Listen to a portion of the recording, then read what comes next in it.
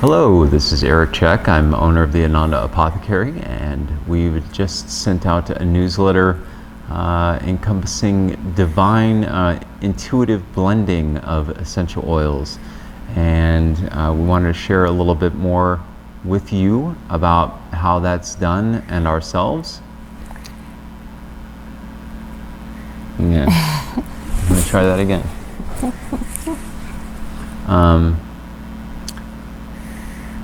I'm going to say this is my lovely wife, and then that's the yes, okay, cue. fine. Okay. Hello, this is Eric Check. I'm owner of the Ananda Apothecary.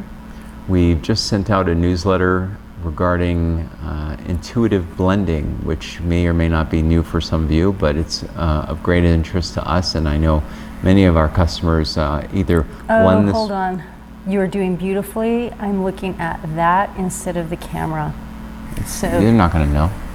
I do. That's Look so at much the camera easier for me. lens. Yes. Look at the camera lens. Okay. Okay. Well, And we're ready. This time for sure. hello, this is Eric Check. I'm owner of the Ananda Apothecary.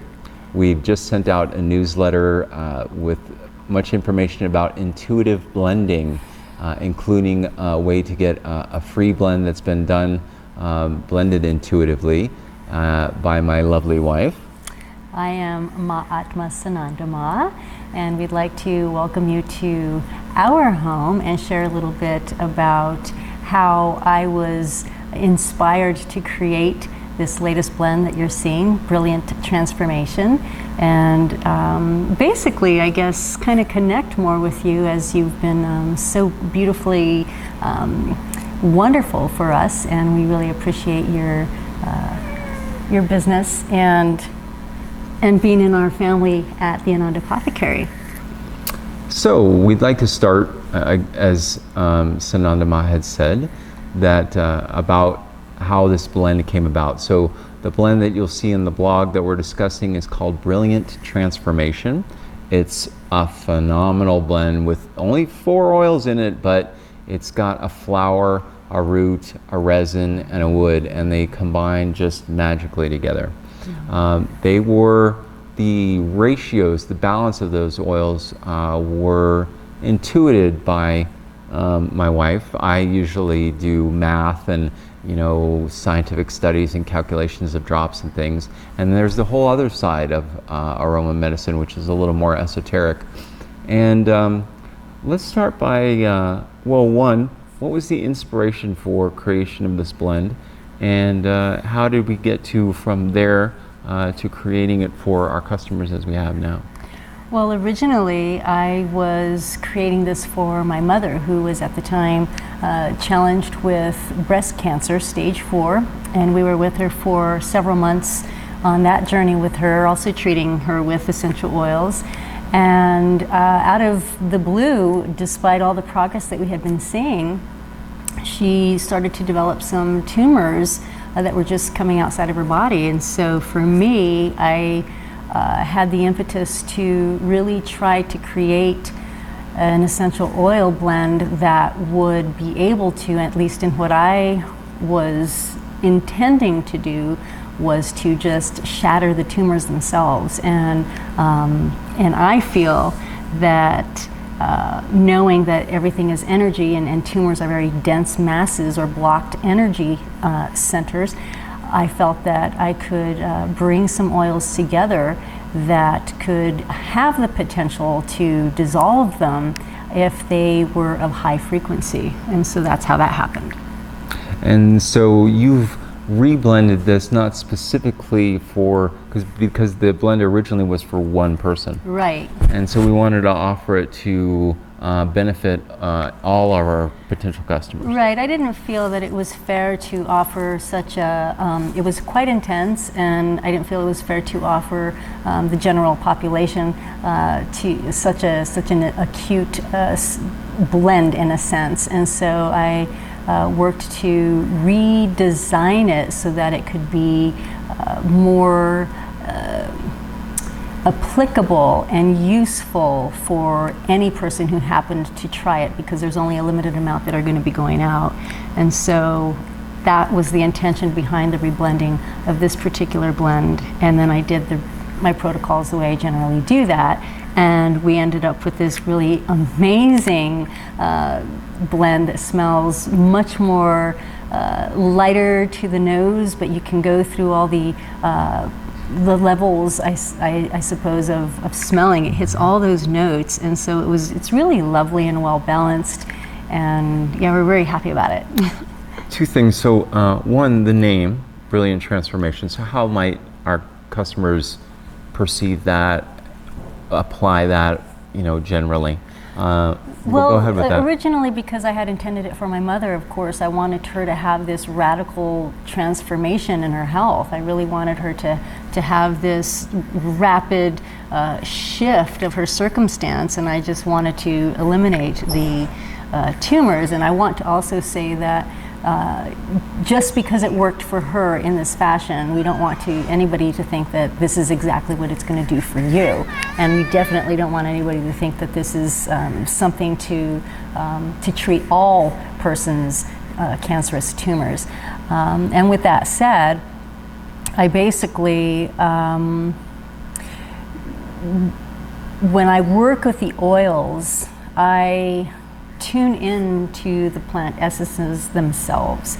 And I went into our inventory, into our production space, and I started to just walk through the bottled oils, and I just started to speak to the plants like I would speak to my plants here at the house. And I asked, who do I need? Which one of you who do I need? And I knew that frankincense automatically was going to be included in that blend, but I didn't know the others.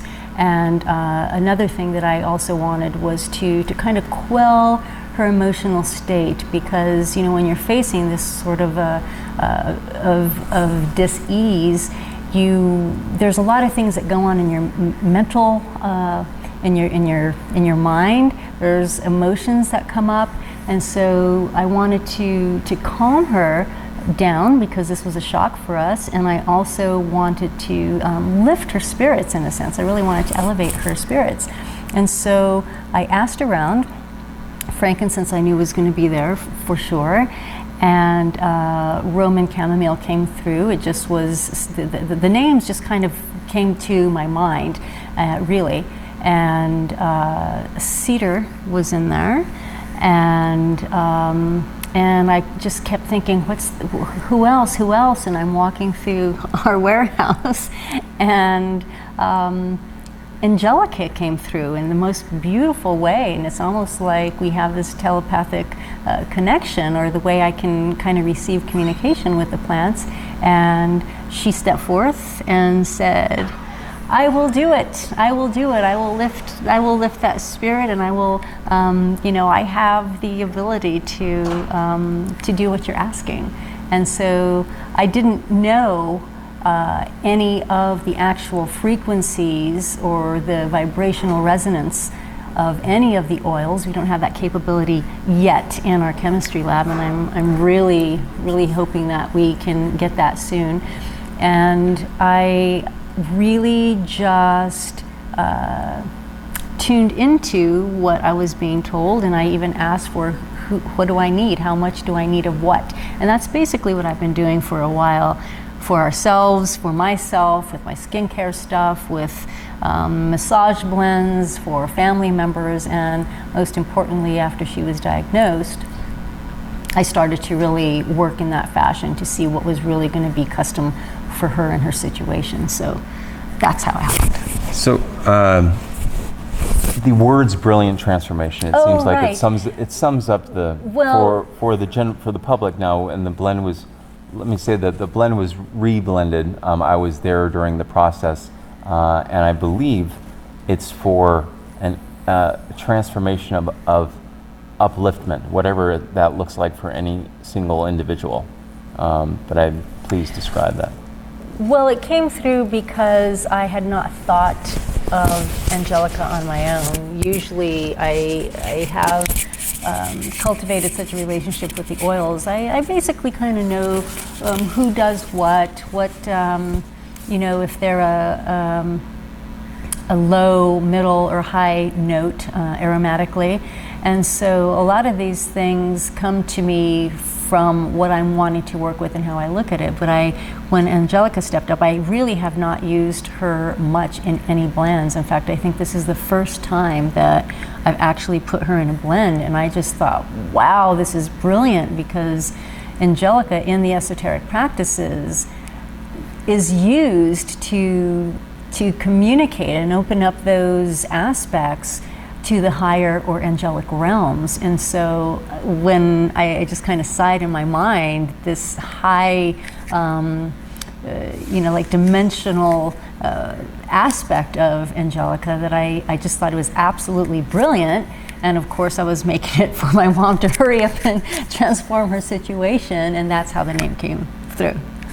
And you'll be able to see this in the blog post itself. There's a little more detail about her step-by-step process. But let me ask, so the original intention of the blend was transformation for your mother.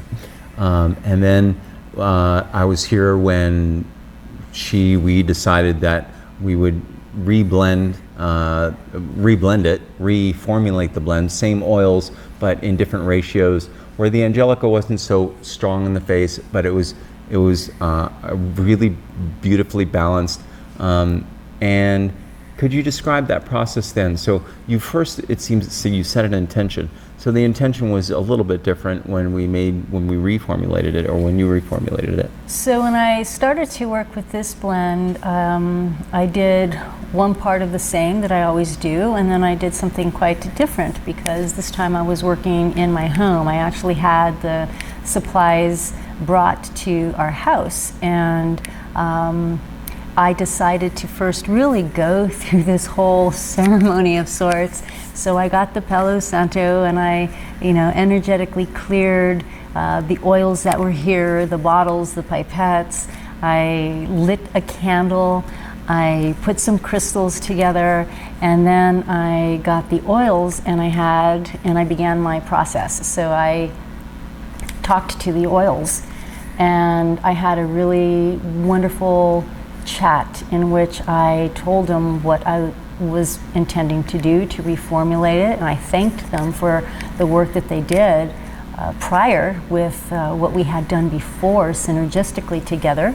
And I said that we were going to then be reformulated. I wanted to continue to have them to step forth, but this was going to go out to many different people. And we don't know if it was just for them to try it, or if they were going to actually use it therapeutically. So I asked them to have a conversation among themselves, and to see how they would be able to continue to work together in a cohesive way, such that it would be very well balanced. It would still offer therapeutics to the users in a way that would serve in an adaptogenic manner, which the plants do have an availability to do, because they're natural plants. They're like me and you, so they have their own DNA, and they have their own cellular structure that really works within our bodies in the same way, because our cells are similar to theirs, so they can talk to each other.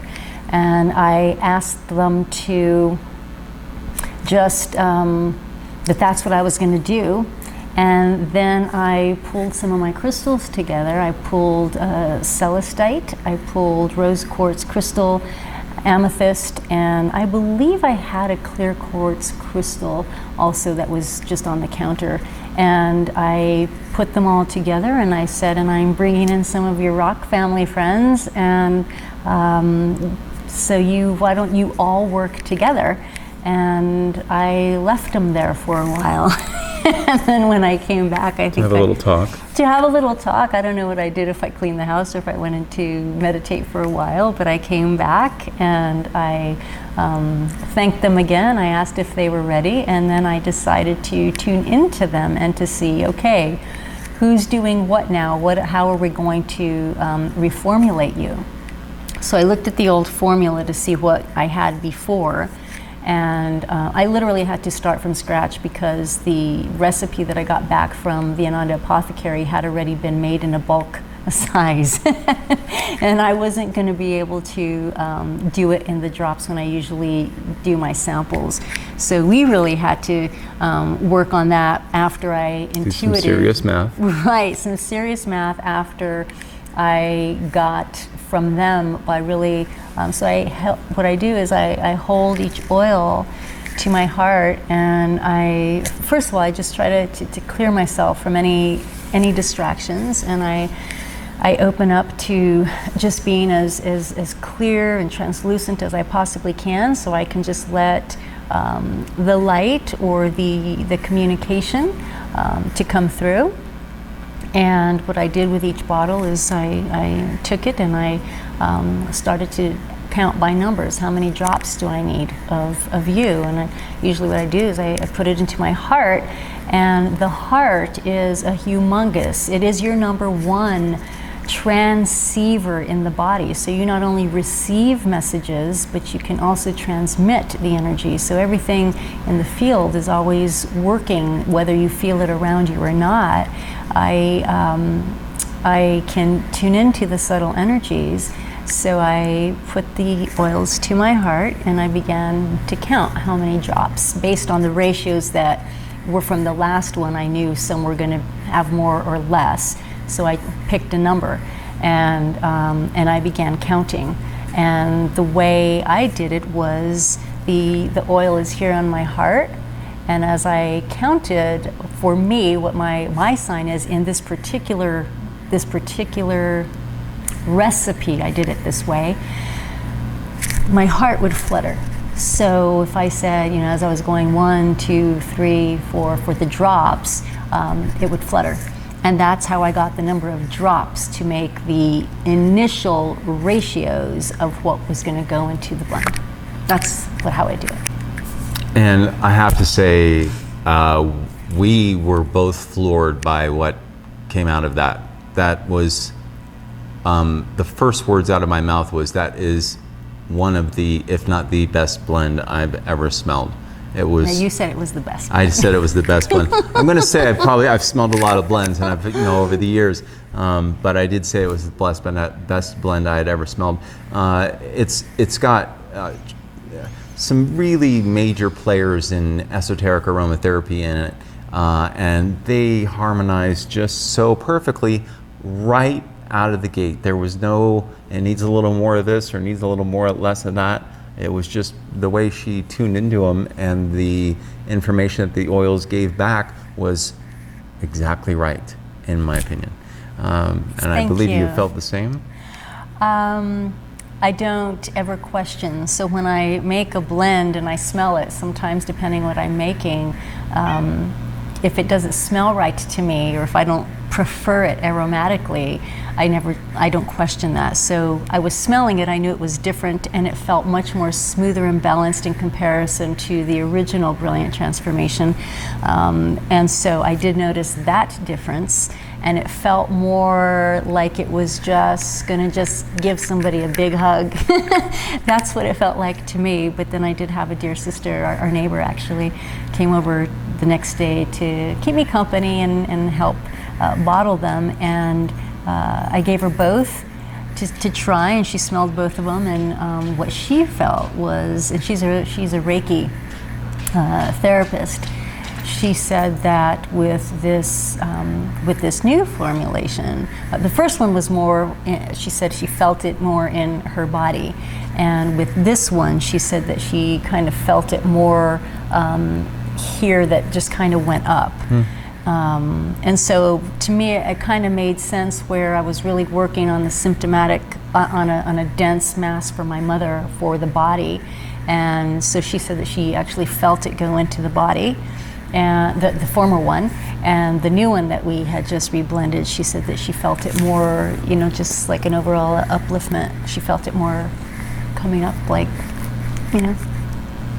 So I know that you have you've honed your skills over your lifetime, really, to more than likely, and I haven't tried it, right? It's just, it hasn't been my thing, but intuitive blending, that I could find what indicators, because I know that the heart too, if anybody's read The Secret Teachings of Plants, it's an incredible book about how you can communicate with other life forms, crystals, etc., through the systems in your body, your heart, and then your gut, and your brain is third in its energetic transceiving, sending and receiving ability. So you're not really, when you're working with plants, you're mostly listening to what your heart has to say. Everyone might have, we're not going to go into how to develop your own skills necessarily, but I want to encourage everyone to give it a try at some point. Just play with it, have fun, you never know. See how that feels, see how, everybody has a different way. Some people use a pendulum, some people might just hold their hand over the oil, and some people might do muscle testing. Yeah, so various ways. There's many ways like that. So tell us about, because we want to get into some of the events you personally have going on. How is it that you, over your lifetime, tell me a little bit about how this ability for you, this esoteric sense grew throughout your life. So okay. Start at the beginning, and You're we'll so keep it as short as because you he's can. been But watching me for a long time, so you know. But I'm gonna share it with you because this has been our personal life, really, and you have been there right alongside me. Where do you want me to start? We could go on forever. She told me stories last night, and I love how your stepfather gave you that book, and that was the beginning of. Well, I suppose that I've always been quite aware of my own being, just who this little girl or this person is. We all have that sense of our own selves that nobody gets to see or hear. We're just always with ourselves. But when I was 13, I started to get into sports, and I had joined track, and my stepfather actually introduced me to yoga. And I don't think he meant to introduce me to yoga as a way of a lifestyle. I think it was just to help me out because he was into sports as well and had been an athlete, and he gave me 2 books. He gave me one for stretching, and he gave me a yoga book. And what he said to me was if I wanted to be a good athlete, that I needed to learn how to breathe properly. And he had learned that from reading in the yoga book where it was pranayama. So he technically introduced me to pranayama, the practice, the yogic practice of using the breath, whereby it was inhaling through the nose, exhaling through the mouth. And I took it so literally that I tried to, as I was running, I tried to only breathe in through my nose and out through my mouth. And it was quite challenging, but I thought if this is the proper way to breathe, I've been doing it wrong my entire life, and oh my gosh, if I want to be fast at what I'm doing, I should probably breathe this way. And so it was just by sheer will and determination of taking that one little nugget of information that I mastered that ability, although not in sprinting or really hard efforts, because you really can't do that. And it was something that took me when I was running tempo or at a sustained pace, where I began to do that at a very young age. I was 13, and what I noticed was when I was breathing in such a way, my whole running just took me to another place, and it opened up a place that I was connected deep inside me, myself. And I really wasn't even focusing on the body. If I was tired, if it was hard, if it was hot, it just really brought me into the internal aspect. And so that was my beginning of my, I suppose, my first initiation onto a spiritual path where I really recognized that I was more than just the body. And it put me in touch with an energetic or a field of vibration, or a sense of something that just was placid, and that's how it started. So what we're going to get to, as you've seen in the link itself and in this short bio, that's provided with the blog post is that she's leading a trip to Egypt within a couple of months and is looking for... No, it's right around the corner. 2 months. Okay, right, okay. I'm leaving 60 soon. days. You're right, okay. Yes. So it starts March 6th. So I'm wanting to lead in as to why anyone would want to consider and why you should consider joining her on this trip. So we're just giving background, and we're going to eventually tie it into that point. So so that was your initiation into yogic practice, and that then the next point in your life that you might conceive of, what was the next signal? It sounded like when you're in the middle of your career that Right. it just, you weren't going the right direction. So I was working for the CBS network in Dallas. I was married at the time with 2 young children, and I was their morning anchor, and I was also a reporter in the field. And I just started to notice soon after I took on that job that I wasn't feeling right. Something was off in my body. I knew I wasn't sick because I was quite healthy, and I was racing triathlons at the time. And I've always been very in tune because of how I started off in athletics. I've always been very in tune with my body, how it feels. I have this communication and this relationship with it. So when something's not right, I know it right away. And at the time, I felt that what I was doing was literally making me sick. And I told my beloved husband at the time that I needed to get out of the industry, that I needed to quit, and I wanted to retire from it very soon because I was feeling ill. And he thought that I just couldn't handle the pressure of working at the network level, or that he says maybe you can't handle this fame. I was on billboards and stuff on the major interstates, and he thought it was crazy because I was doing really well in my career. I had accelerated quite rapidly. I was getting paid quite well. We had a beautiful life together. We traveled, so things were going really well. And I'm saying I want to quit this industry because it's making me sick. I'm speaking these negative things into the world, and I think that's making me sick. And so he thought he just didn't understand. Exactly. He didn't understand what I was meaning to say. And so I was there almost about 2 years. I had a 3-year contract, and one day for no reason at all, I was in the edit booth with one of my photographers and an editor, and I dialed up an old TV manager friend of mine who was managing a TV station in Las Vegas, and I said, do you know any contact in Colorado that is looking to hire?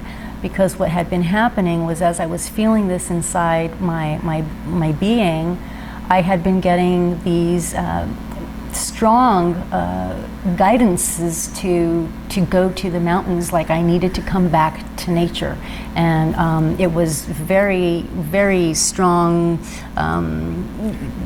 directive that I needed to get to the mountains, and I needed fresh air, and I needed clean, fresh water. And I was working in Dallas, and so everything is man-made there. It's just cement, concrete, glass. Even their lakes and their little riverways are man-made, so there's nothing natural there. And I got to Colorado, and I thought that was going to help me, just being around nature and in these lovely mountains where we live. But it wasn't that. The knocking on the door just kept telling me, you have to get out, you have to get out. And finally I had an actual vision one night, and that started the impetus for really truly stepping off into my spiritual path and leaving the path that I was on, the direction that I was headed, doing that. I had to leave it, and that included leaving the marriage that I was in. So that's what started it all, and it wasn't easy, but that's how the conversion happened from corporate world to now on this spiritual path and leading others to the same. So about that time, I know there was an incident which ended up in you being introduced again to yoga.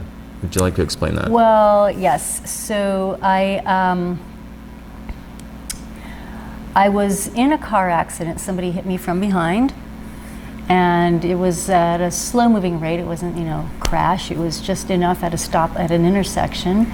But for some reason, it just really tweaked my spine in such a way that I couldn't recover for a long time. I was on short-term disability, then I went on long-term disability, and I was going through the regular system and the protocols of going to physical therapy appointments and, all the stuff that you have to do to prove that you're sick and trying to get healthy. And I really wanted to get back to work too. And one day I was so exhausted from just going to so many different therapies that I kind of ditched my Pilates class where I was supposed to be strengthening the muscles along my spine to hold me, to stabilize me. And I went into a yoga class, and by this time it's several months in, 6 months in, and I'm in chronic pain daily. I'm in excruciating pain. It was just horrible. And I went to a yoga class, and after that class, I felt phenomenal. My pain was gone. My body was rejoicing, and it said, oh my gosh, more of this. And so I started going 3 times a day because my body felt so wonderful, and I was getting the pliability again. And that sent me into really wanting to look into yoga. And what I discovered was I could heal myself through asana and through breath work and through movement of the body, and this relationship of, one of the practices is to detach. You're not the body, you're this divine spirit essence in a body, but you're not of it. And so many of these practices kind of gelled together. I taught yoga for a while. I then taught yoga and meditation in corporate businesses. And then it one day just basically said, I got another message, and it said, well, that's not supposed to be what you're supposed to be doing. You now need to go straight into meditation because this is where the real nectar is. So I moved into meditation, which showed me beyond many things.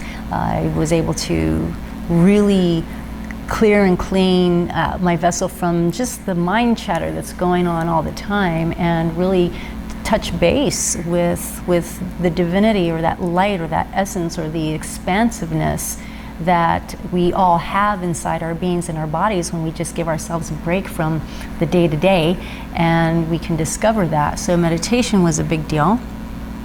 And I went all out. So I not only studied, I not only got certification to be a teacher, but I then traveled to India, the mother home of yoga, where you've heard of the yogis or the rishis in the mountains in the Himalayas. And I went to study with a beautiful teacher, a meditation guide for me, who was a really significant impact on my path at that point, because when I arrived in his home with his family, I meditated with him for the first time, and we were only going to do 15 minutes, and we sat pretty much face to face, just like we are here. And I experienced being with another person whose vibration or his light body was so elevated that I was knocked out for a couple of hours in a nap after that, because my body hadn't been exposed to that sort of high resonance before.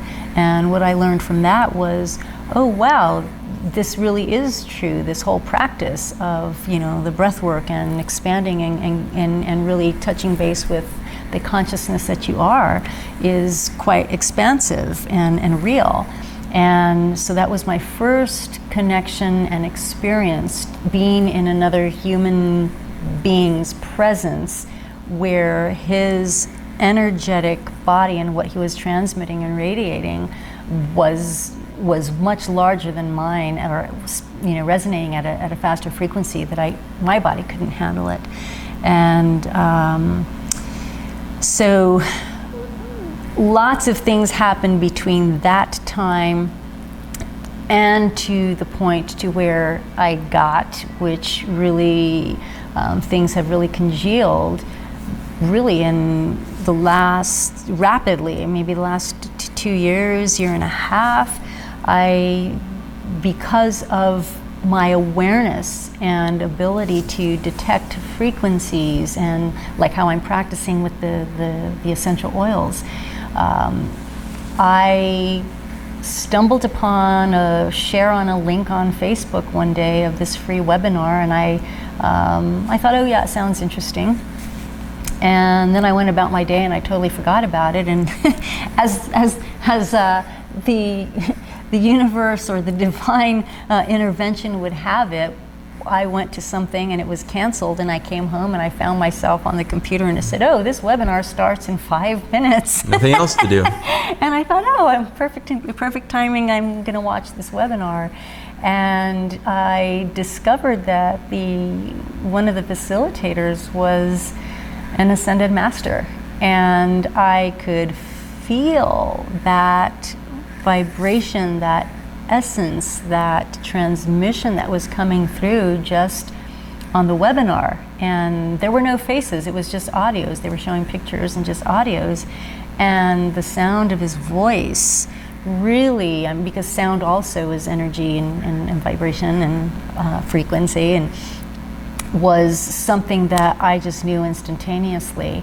I have to work with this master. I have to work with this beautiful teacher, this guide, this benevolent being.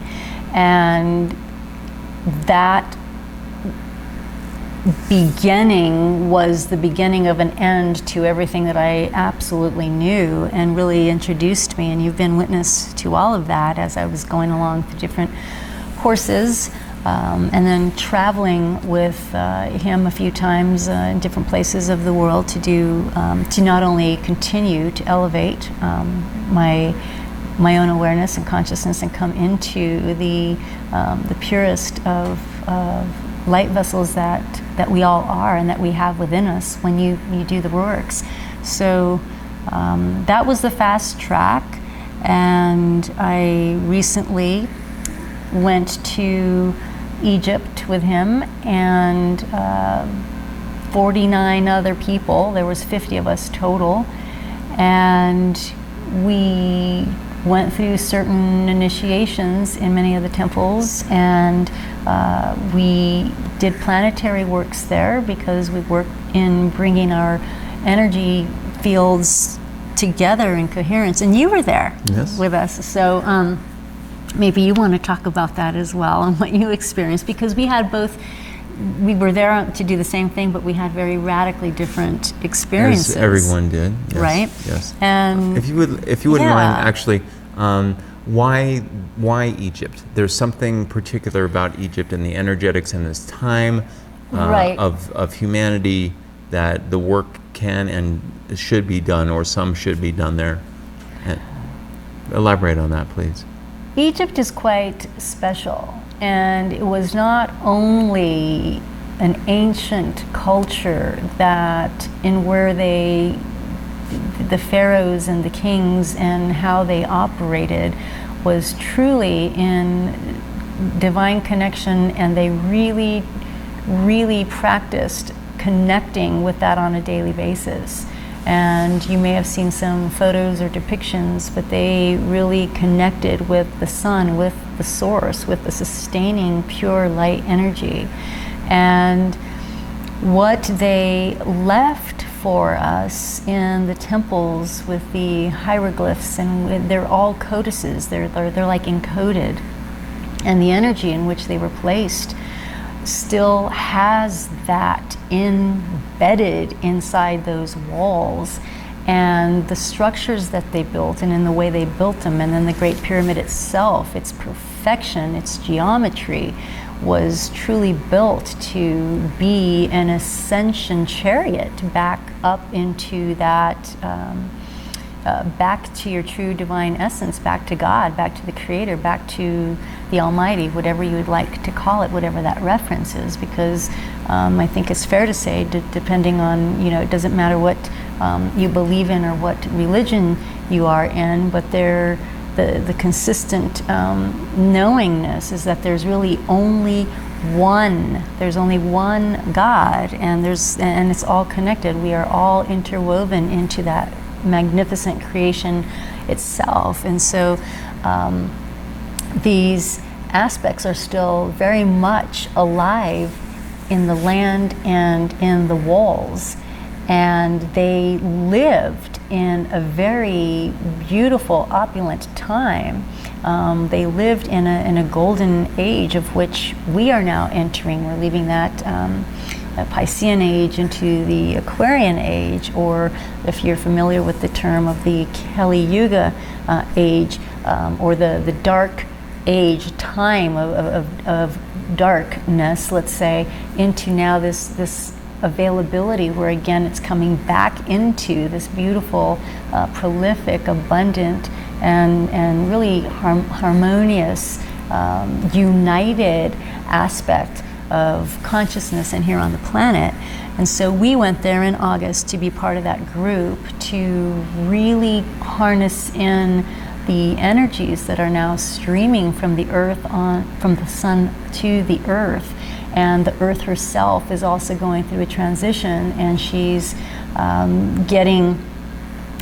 receiving these higher frequencies from the sun, or these plasma waves, and also the cosmic alignment with the galactic center, and where all the planets are in line with our planet now in this galaxy. We really have the geometry of the cosmos itself, and the frequencies and the alignment to really bring this forth. The window is open, and so we went to try and open that window and really bring in this new beautiful era that's coming through. And I immediately was told upon our return here to the home was that I needed to go back, and I needed to take 12 others, and I needed to go back to this one particular temple, and I was shown some things to do, but it's all part of the same purpose, the same mission to do some humanitarian work for everybody, to come in and to elevate or rise up or to wake up into this new opportunity that we have to actualize this reality of magnificence. And that's what's coming forth. And I was awakened to many of these things a while back. And then when I found my beloved Master Sananda, I worked with him and a few of others that work within his organization. It's you can find it at iodp.love if that feels like something you'd want to look into. But really, he was guiding many of us to wake up, come into our highest possible divine potential, and to actualize that so that we can now be the way showers or the light workers or the other guides for those who are coming into this awakening themselves, or would like to participate in this humanitarian effort that is helpful for all and for the planet. So I think after, as customers of Ananda, I believe probably many of you resonate with this, that we're looking to not only uplift ourselves, live a better life, be happier, but do our best to contribute for the planet.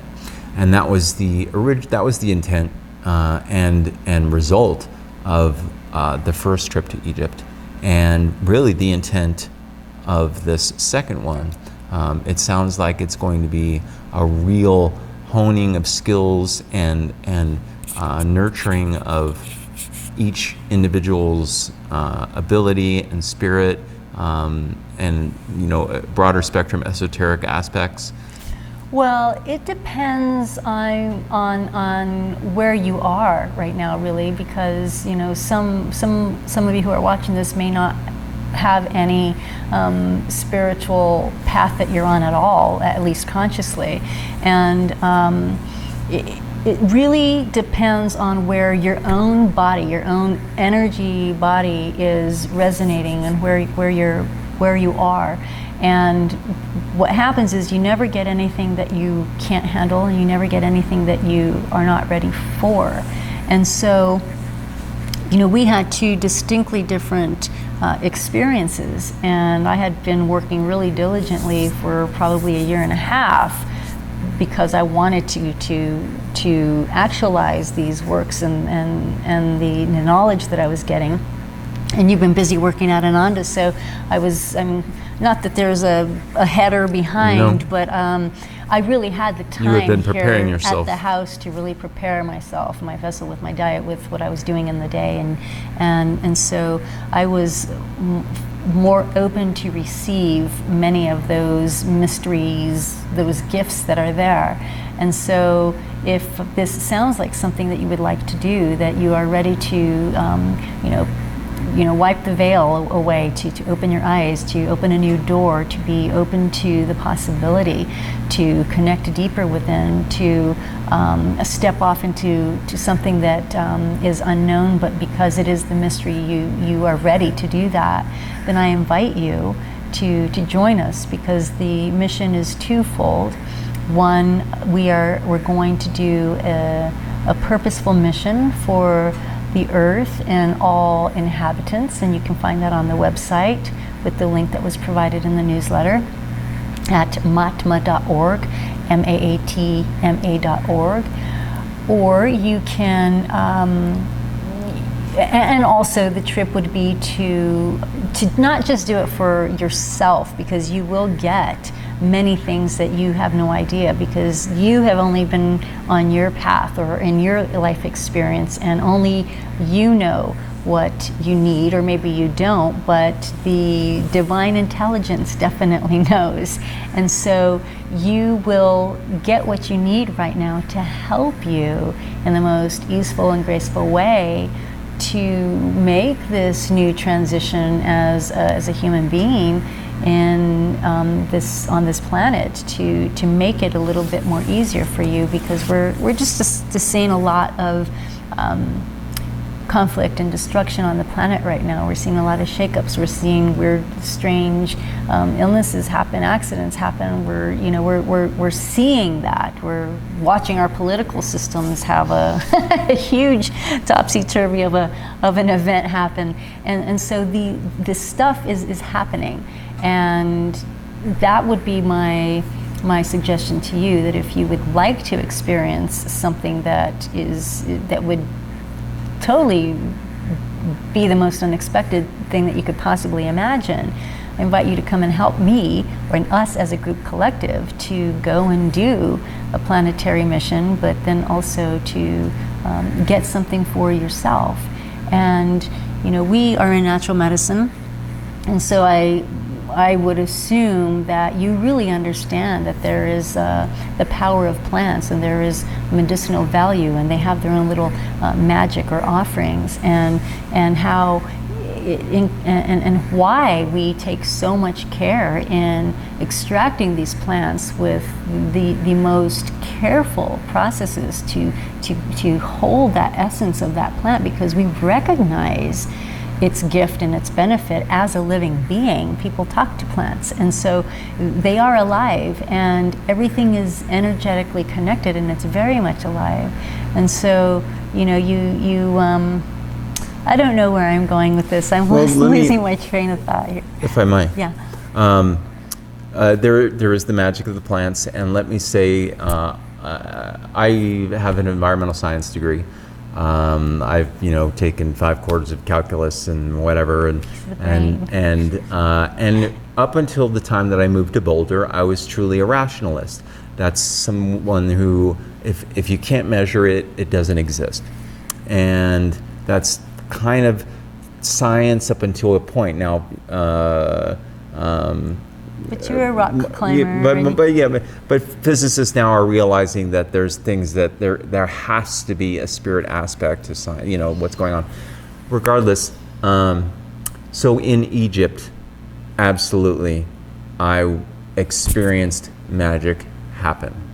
I know what she's saying about the geometries, about the embedded power, really, that's still there, available for all of us at at many sites up and down the Nile are there for us, and can be transformative should you wish to take part. It was one of the most magical experiences of my life. It was not exactly a pleasure tour. We're going to get something out of and give something back from the land there. And I think and we do something every day. So we're not on a tourist vacation. We're really we're pointed. We're going to site, and we're getting up early every morning. We're connecting with the earth herself. We're going to be connecting with the people. We're going to be connecting with the sun. We're going to try to weave into the culture in a sense where, they have these prayer calls 5 times a day. And so we'll get up early to do our own time for ourselves, to sit in silence and to move our bodies and to connect with the beautiful light that is rising every single day for us. And we will do sunset meditations as well. And, it's really a retreat in a sense that you could do for yourself if you would like to, because we're going to offer that opportunity. But we're also going to connect deeply to the earth herself, to the land of Egypt, to the people. And we are going to go there to try and offer the best possible selfless effort that we can to try and do good, basically, just to do good. And if you kind of resonated with what I said about, understanding energy, or, if you have, those subtle awarenesses, and even if you don't, if maybe this is just something that you feel is your time, it's really for, I'm only taking 12 people, and I still have a few slots open, and I don't have any men, and I would really like a few men to come, because we're really trying to bring the harmony back into balance between the male and the female energy, the new divine masculine and divine feminine energy that's here, and waiting to really provide for us the earth in her truest being, just like it is for you to be in your truest being. And so it's just really about doing a wonderful work for everyone, for the earth and all her inhabitants, and then to really discover yourself in another way that you don't know what it is yet until you get there, but it's really for you as well. Well put. I think that we can wrap that up in the respect that we appreciate you as Ananda Apothecary customers, and know that all of you, actually, when I get on the phone still with customers, I'm touched by your appreciation for us. We feel the same for you, and this is going on in our lives now. Sanandama is offering this trip, and for reasons that I won't get into here, I know she will be a magical leader in that respect for everyone that decides to participate. Again, I believe there'll be a link to click under the video. Have a look at her website. It'll explain more of the itinerary, things like that. And please feel free. She will have a webinar coming up again soon for those who... Right, so if you're interested, you need to fill out the contact form, because I will then invite you personally to come, and then I can get the questions answered, because the collective that I have already, we're already doing preparations, physical preparations, purifications, and just setting ourselves up. So if you're coming on to the group, I want to be able to kind of get you all the information and bring you up to speed. So do put in your information, and then I would also strongly recommend that if this even slightly feels interesting to you, sign up immediately, because it's right around the corner and we only have a few spots left, and you want to be there. You really do. This is once in a lifetime. This was divined to me as well, and so the 12 people who go on this, this is the only mission of its kind.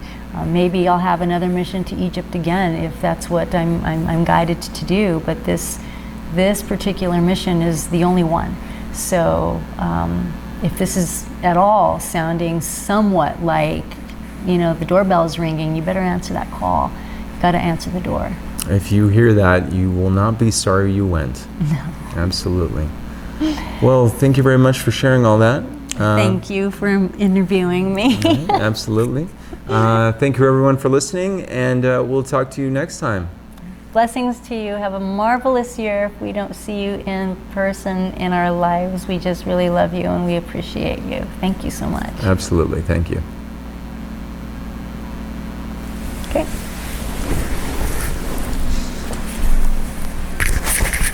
Wow, that was long. God, that was long.